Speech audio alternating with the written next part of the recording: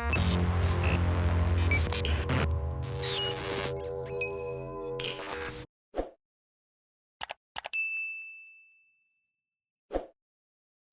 there's the Rio Grande. I see why the locals love it.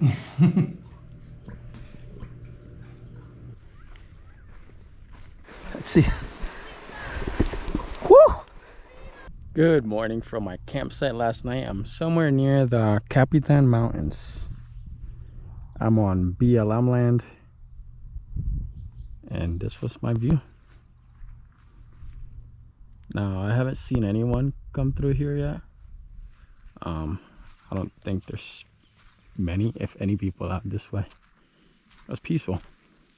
I was gonna go somewhere a little bit higher, but it was pouring last night and I didn't want to chance it because on the way here I was seeing that the roads had like debris and dirt and all stuff like that, so I wasn't sure how washed out these trails would be. But this was a good spot.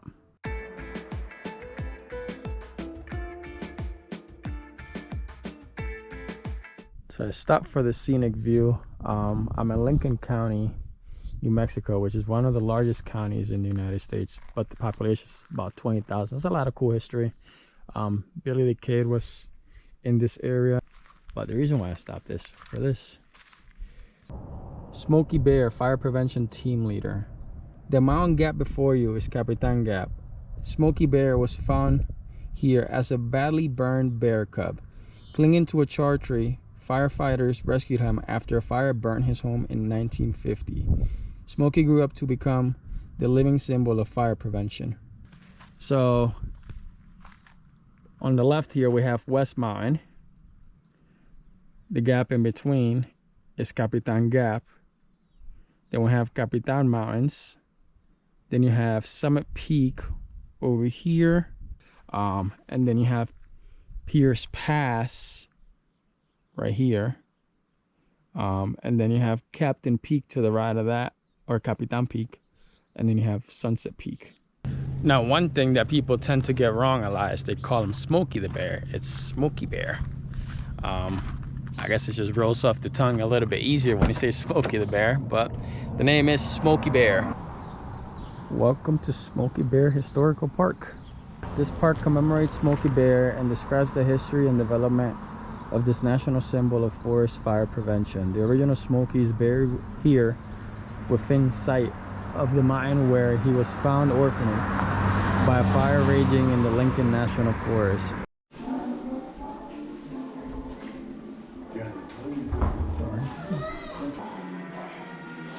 Smokey Bear in the National Zoo in Washington, D.C.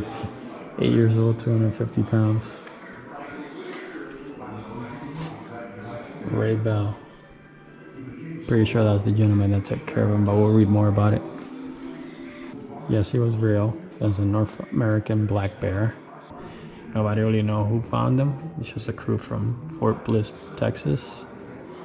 And he was 2.5 months old when he was found.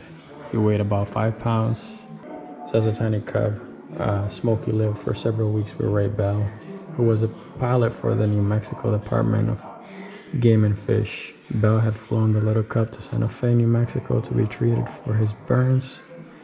Afterwards, arrangements were made to fly Smokey to his permanent home at the National Zoo in Washington, D.C. He lived to be 26 years old. The average lifespan of a black bear in the wild is 20 to 25, so lived well, I guess. He died of old age November 9th, 1976. This is a cool museum. If you're ever up here and have time, come check it out.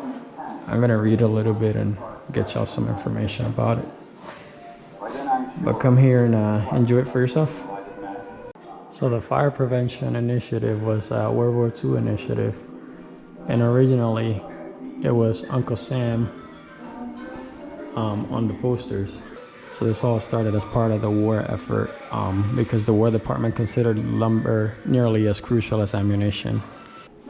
So before Smokey, they developed the idea of using animals. And originally, they asked to use Bambi, and Walt Disney let them borrow it.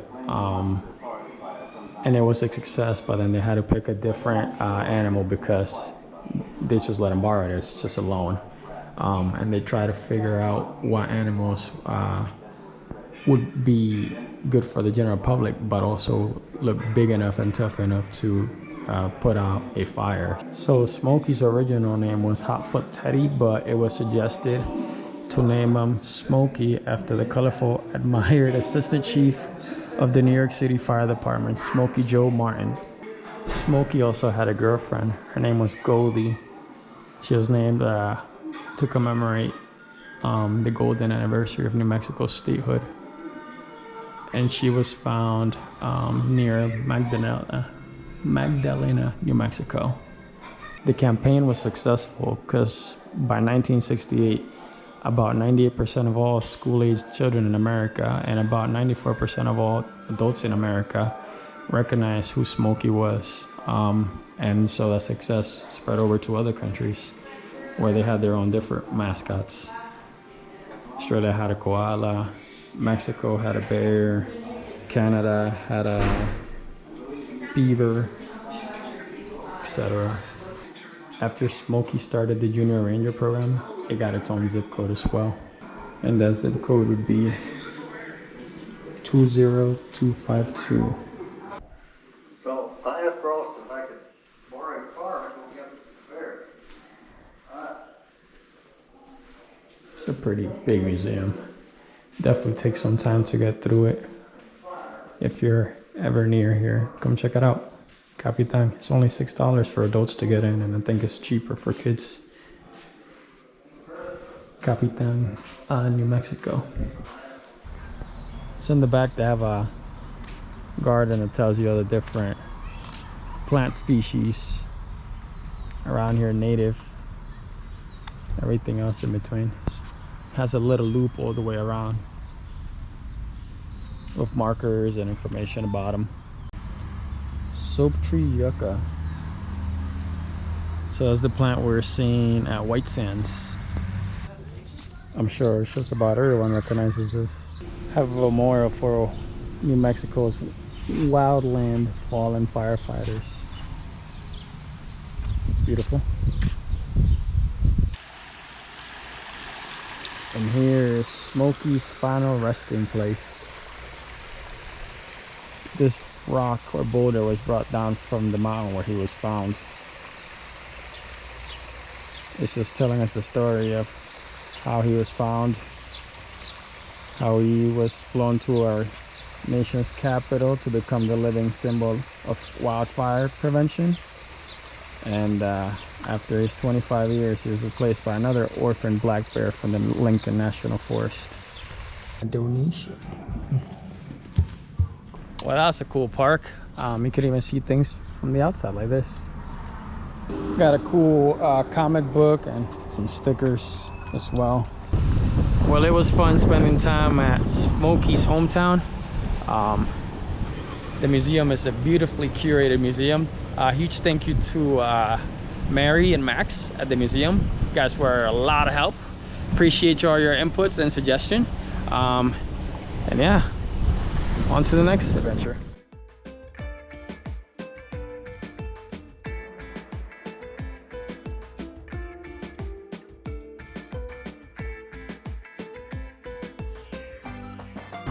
Welcome to the historic town of Lincoln. I'm trying to figure out where their visitor center is. There's a bunch of historical markers all along the way here, but I don't know which order they go in or where the visitor center is. And I have no signal here. So I'll walk into the post office and I'll ask. It's pretty cool.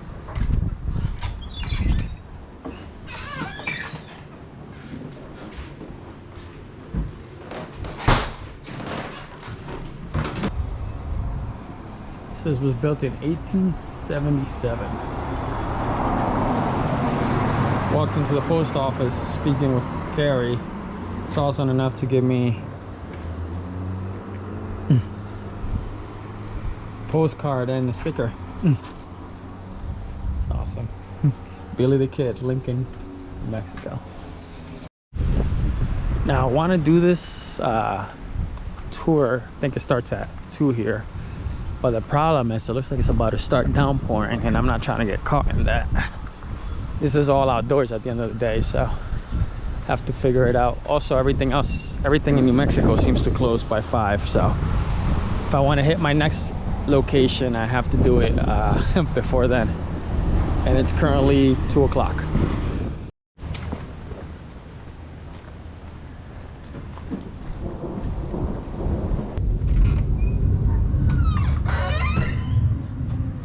All right, so I was able to figure it out.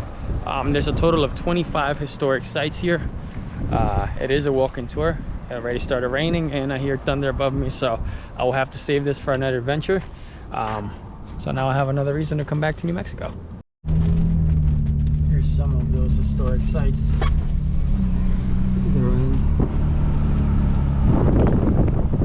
Cool little town with lots of history. I will have to come back another time for it though, unfortunately. It is monsoon season after all. Tons of lightning everywhere and tons of rain. And now I'm glad I left just in time because we just got a flash flood warning. Here's another historical marker. Walker Air Force Base, 1941 to 1967. Roswell Army Airfield was established in 1941 and renamed after New Mexico native Brig General Kenneth Walker in 1948. Once the Strategic Air Command's largest base, its bomber fleet and Atlas missiles were key deterrents during the early years of the Cold War. WAFB closed in 1967 and became the Roswell International Air Center, home to public and private entities. 2 world record freefall parachute jumps took place here, including Alan Eustace's 135,890-foot descent, which reached a speed of 822 miles per hour in 2014. Sheesh. Imagine going 822 miles per hour with just whatever suit you have on. That's actually faster than the speed of sound. That's crazy. It's crazy what the human body can endure. Couldn't come to New Mexico without visiting Roswell. Now, if I get abducted, you know what happened.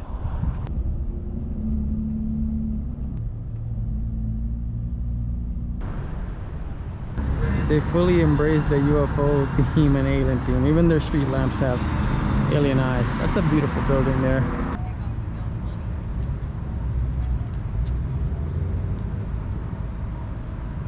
So this is John Simpson Chisholm, known as the Cattle King of the Pecos. He was born 1824 and died 1884. He was the largest cattle producer in the nation, with as many as 80,000 Longhorn, this kind of cattle, in his herd. Also, that mark with the little like notch like that was his mark for his animals. Now it says of the Pecos because he had originally established his headquarters near the Pecos River, and his range was over 150 miles for his herd. So he had cattle ranging for over 150 miles. In his 12-year history, he said that he probably brought to market about 300,000 heads of cattle. So that's quite impressive for the 1800s. Now, I usually don't care for fast food, but I had to stop here because this is the only alien-themed McDonald's in the entire world. Obviously, most of them have to keep with like corporate guidelines, but this is one of those that just gets a pass. So we'll check out the inside. They got aliens everywhere, even in the drive-thru window here.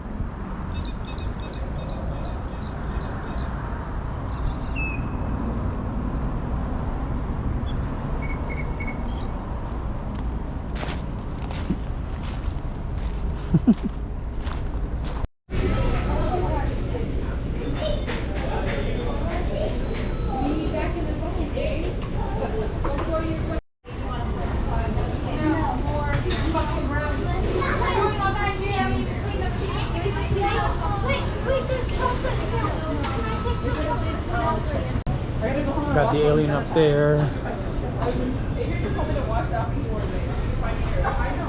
And then this part is like a spaceship here. So apart from having a play space, it has the McDonald's themes and or characters and different things. So this one's the McFlurry. Got the other one on the right and Coca-Cola, and then around a McDonald's in space, and got the fries over there.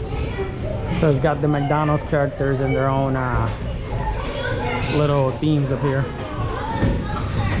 We got the McFlurry up there. Sorry, excuse me.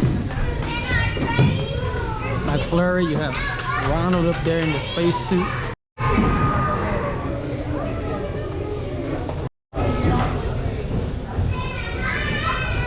It's a cool spot. Here you can see the street lamp better. And right across here is a giant alien holding up a Dunkin' / Baskin Robbins sign. Quirky little town. Have this cool alien themed mural right behind the McDonald's. McDonald's is in it. Of course, you have the cow being abducted. Hey, there's the flute guy.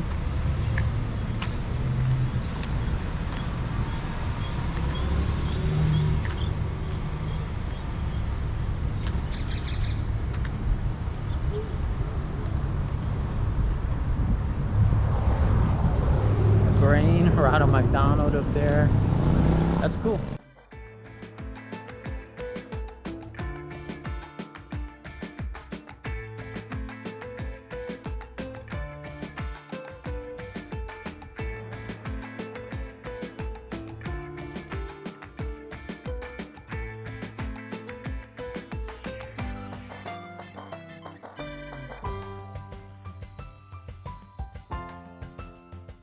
The town of Rossville was cool and all, but a lot of their activities were like museums and things like that.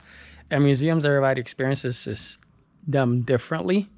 And the thing with that also is like a lot of these museums are smaller museums and funded. So if I do a video about the museum, then either you don't have to go or I'll ruin your experience. So I try to sway away from museums because everybody experiences them differently. But now I'm in a different part of Rossville. This is called Bottomless Lake. So this is the Leah Lake recreation area, and despite the name that says Bottomless Lake, they are not bottomless. There's 8 of them, part of a chain of lakes, and they range from 17 feet deep to 90 feet deep. Now these aren't, it's beautifully clear water. These aren't necessarily lakes, these are technically sinkholes. They're created when the gypsum layer of the soil was eroded and sort of collapsed into the caverns, because it was in the caverns that it was eroding the gypsum. Same thing that sands, white sand, were made from. And then from its own weight, it collapsed and created a sinkhole, which then filled up with water and created these lakes. You see the sea life in there, but you cannot fish here. It's a pretty big lake, this Leah Lake one.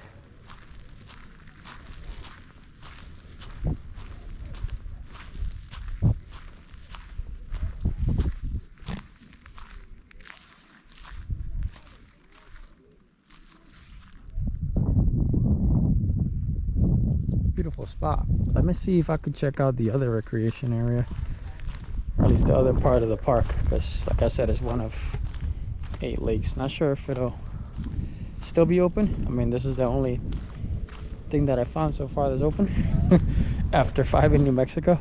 Seems like everything in New Mexico closes between 4 and 4:30. 5 if you're lucky. Now I'm not sure what this tower is about. Don't see any markings around it.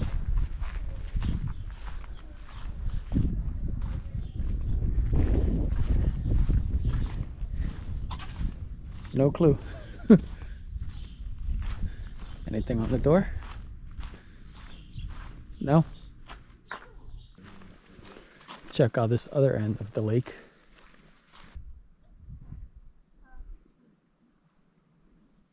Now they have a bluff trail.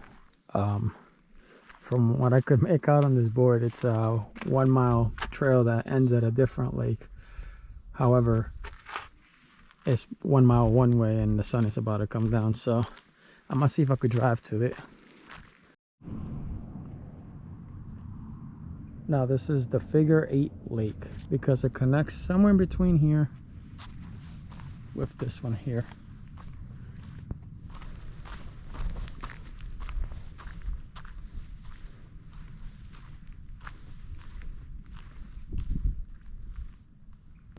This is Pasture Lake. It doesn't look very swimmable right now.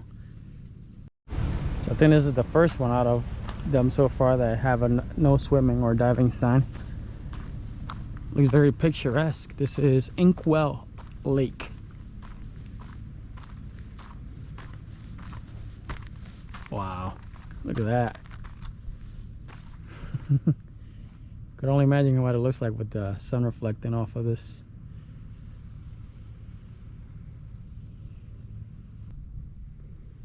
Here's a slightly higher vantage point.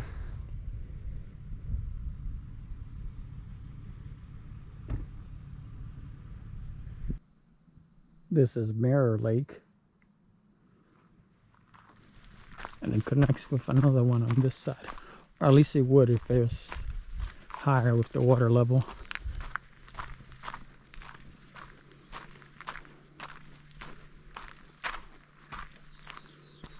You can see it there.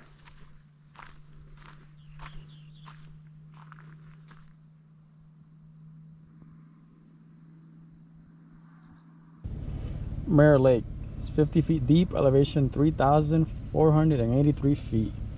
This lake is an excellent example of the near coalescence of two sinks caused by the collapse of adjacent underground cavities.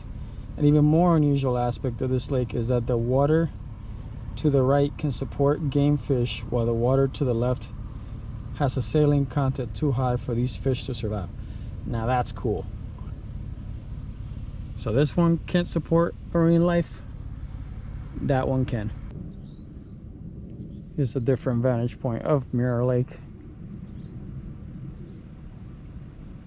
That little one back there almost disappears, like it's not even there. This last one is a Cottonwood Lake.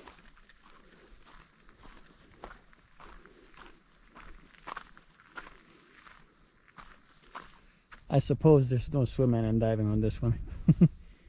I didn't see a sign, but wow.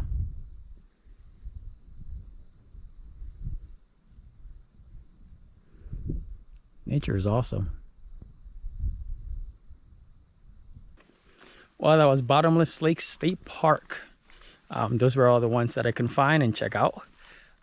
They do have like bluff trails. They do have camping here as well, if you'd like to stay here and check it out for yourself. Oh, I also forgot they have a Skid Marks Trail, it's called.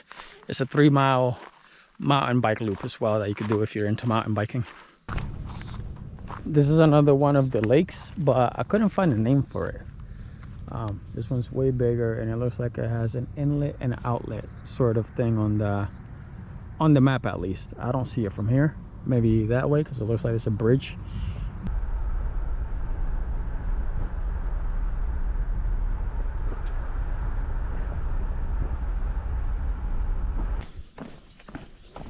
But we're descending about 750 feet.